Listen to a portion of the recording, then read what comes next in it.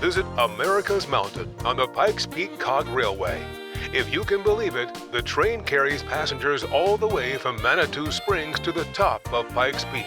Enjoy show-stopping views as you climb to the world-famous Summit House, following the footsteps of history and ascending into the clouds. This is an experience like no other.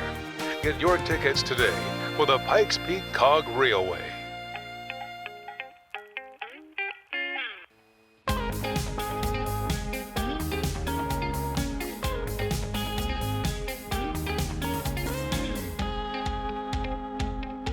The Cog Railway is one of the most famous places to go to in all of Southern Colorado, so it's only right that we give this an entire episode. It's my first time here and I'm super excited.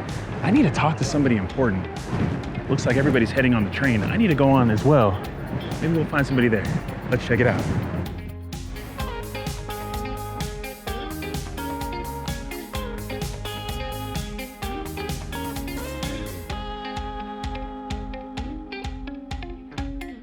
Now, before we take off on this beautiful train, we're with the general manager. He goes by the name of Ted. How are you today? Doing well, Ryan. How are you? I'm excited. This is my first time here, and I feel like a Colorado Springs native now that I'm here. But for folks at home that have never been here, which is surprising, or for someone who's from out of town, could you tell us a little bit about the train?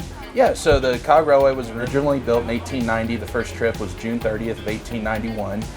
We operated continuously for about 127 years, and then between October of 2017 and May of 2021, we spent about $100 million and rebuilt the railway, replaced all the track infrastructure, bought some new trains that came from Switzerland, refurbished some older trains that we had, and then just made a bunch of upgrades around our depot to kind of bring everything into the 21st century. Right, and if you look online, especially on their website, you can see that the drive up is so beautiful, but when you get to the top, what can people expect? So when you get to the top, you know, just depending on the time of year, you're going to have about a 30 to 40 degree temperature drop from where we are here in Manitou. Might be a little windy up there, you know, a little bit, and then when you get up there, there's a new Summit Visitors Center that opened in June of 2021, and so you can go take in the views, you can go in, get a famous Pikes Peak donut, take in the interpretive exhibits up there, and just enjoy your time on the summit of a 14,000 foot mountain. You know, I've been told many, many times about these donuts. I came prepared with the jacket for the weather, and I came with an empty stomach for it. How good are these donuts? They're really good. Yeah, it's definitely one of those deals you just have to try. Ooh, I'm super excited. Now, before we take off, we need to see how these trains are built, because you've had some older trains, and now we're standing on a new one. Can we see how they're built? You bet. All right, let's go.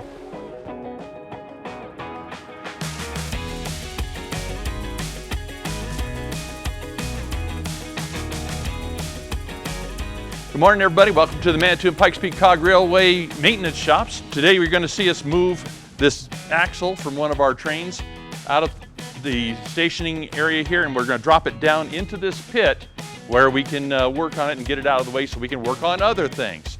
Now, this particular axle not only has the outside wheels on it, it's also got the cog wheel that actually drives the train up and down, and it's got a motor on it. This has an electric traction motor on it because this is from one of our new trains, which is a diesel electric.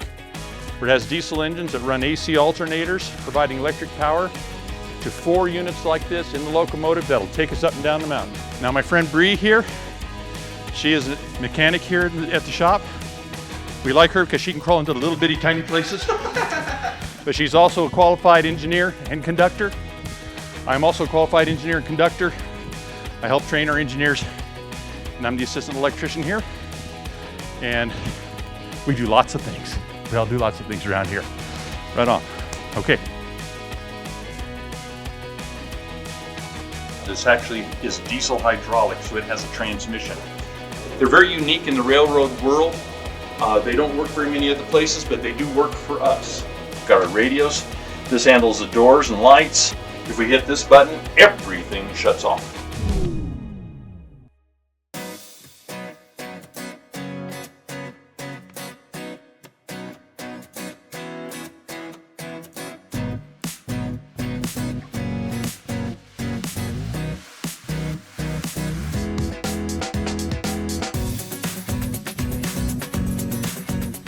Do I yell it? You yell it. Oh, okay. Yeah. Good morning, everybody. Good morning, good morning. Can we make some noise this morning? Are we happy to be here? Yay! All aboard!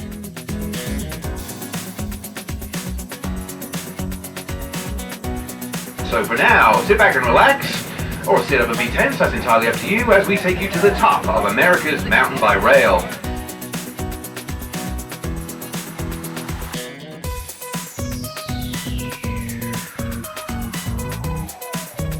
Now, we have been in operation since 1891, so that's 133 years.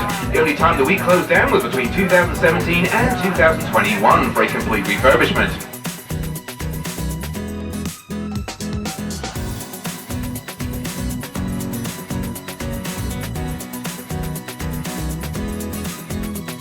Now, we can see into several states on our journey today, obviously Colorado, Kansas, Oklahoma, New Mexico, and Wyoming.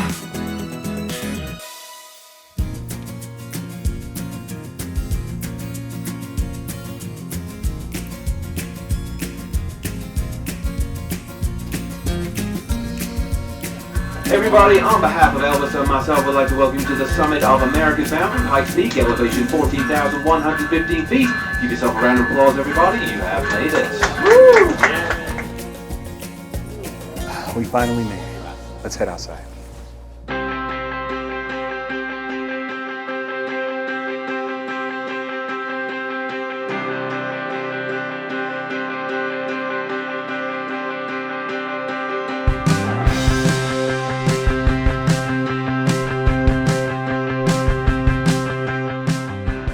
Now we finally made it to the top and we were greeted with donuts by Sarah. How are you today? Good, how are you? I'm great. This is a great welcome package right here. Could you tell everybody what exactly your role is here? So I'm a Parks Operations Administrator, and that's for Pikes Peak America's Mountain, which is the highway that you can take all the way to the summit.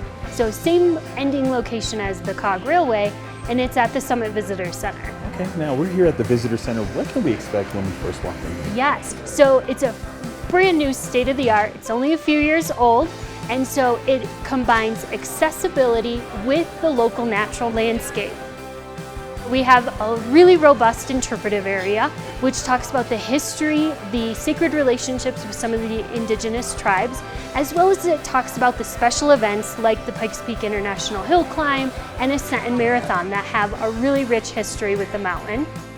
And then we have a really large food and beverage, which those donuts come from, and a merchandise area where you can go and you can get your own Pikes Peak gear to take home with you. Now this gift store looks absolutely amazing. What's your favorite piece of merchandise that's in there? So my favorites are the Bigfoot stuffies. They're really iconic, but new this year we have some donut stuffies. And we just did a contest on our social media. Her name is Elevation. We're really happy to release that. And we hope to release different types of donuts throughout the year to celebrate in honor of National Donut Day. And when we celebrate National Donut Day, June 6th, it's gonna be a celebration all up and down the mountain to recognize these iconic donuts that you can only get up here at the summit. Okay, and when did you all start making these? So it's a very secret recipe. We can't give that out. And when this Summit Visitor Center was built, we actually had to install the donut machine and then put in the walls. It's that iconic. Right, because I can only imagine the elevation that we're at. These must be tough to make. They are. And so our partnership with Aramark, they have the donut connoisseurs that are up here early in the morning making sure the donuts are hot and fresh for all the visitors that come up. Well, thank you so much for all the wonderful information about the donuts, the gift shop, and all the educational things in here. Can we just take a further look around this place? Absolutely. Help yourself. There's a lot to see. All right, let's check it out. Okay.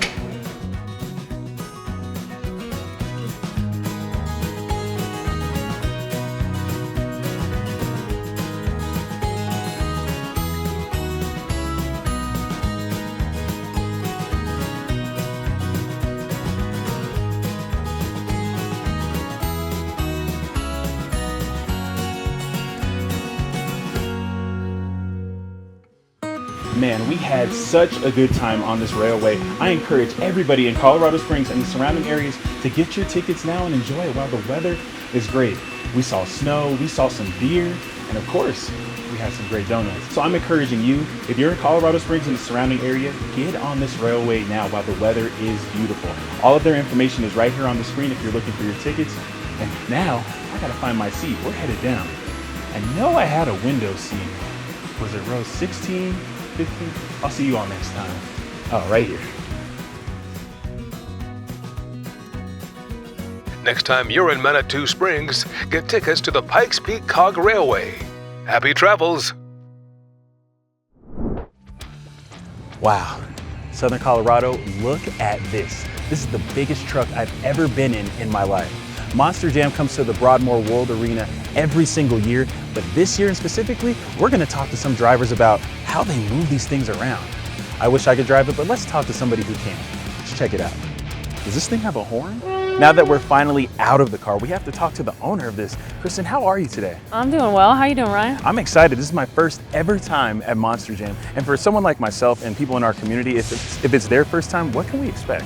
Expect the unexpected at Monster Jam. You never know what is going to happen. This is a live competition. It's real. This is real trucks, real machines, real breakage, real things happen. So, I mean, we could come out here and we could win the whole thing, or we could crash first thing out. We never know what's going to happen, but you can expect to be on the edge of your seat because it's going to be fun. Now, you said crash. I was in there without the proper equipment. What's in your hand right now? Oh yeah, no, you have to get all geared up to drive a monster truck. Oh. So this is our fire suit. This is just a mock of my fire suit. Okay. So I got this one for you to try on. So this is SFI approved, at least 3 layers. So hang on, you've been hitting the gym?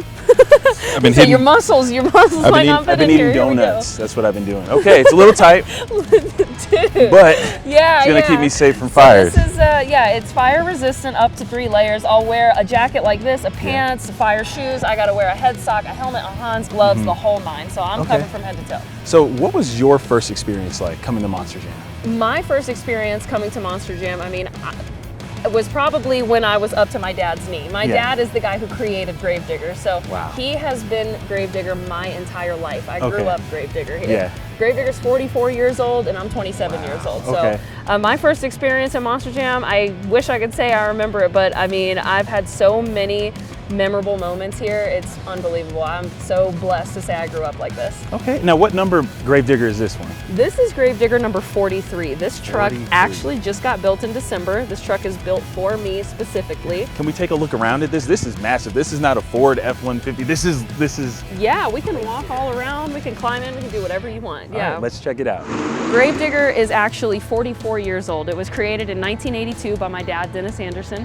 So this truck isn't 44 years old. This is a brand new build, but the things that we've kept genuine to the original is Gravedigger is still completely hand painted from nose to tail as well. And it's the last Monster Jam truck in Monster Jam that has a custom airbrush pinstripe paint job on it. So the guy that paints Gravedigger, his name is Jim McShay. He's been painting Gravedigger for over 30 years now, and he has a lot of job security because it takes him 80 hours to paint Gravedigger and it takes me 2 seconds to destroy it. So Can we talk about some of the names on here? yeah. So back in the day, whenever my dad was coming up with the concept for Gravedigger, I mean, he wanted to bury the competition. So Yeah. everybody called him the Gravedigger because my dad, he drove the hardest, he drove the craziest, and he won all the time. So we have the other trucks on tombstones here burying the competition. We got Monster Mutt, El Toro Loco, Zombie, Max D, a bunch of them. And obviously, if we're burying the competition, we're gonna put them in a graveyard. Yeah. So we had to make it spooky. It's Gravedigger themed, and it's been the most iconic paint scheme on a monster truck,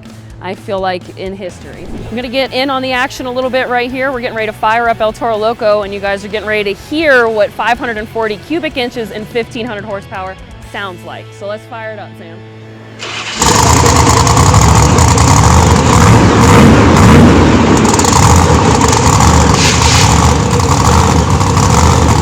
Thank you all so much for watching today. If you want to see more action, head to KKTV.com/that. Highlighting the best in our area. Southern Colorado Life with Ryan Nelson.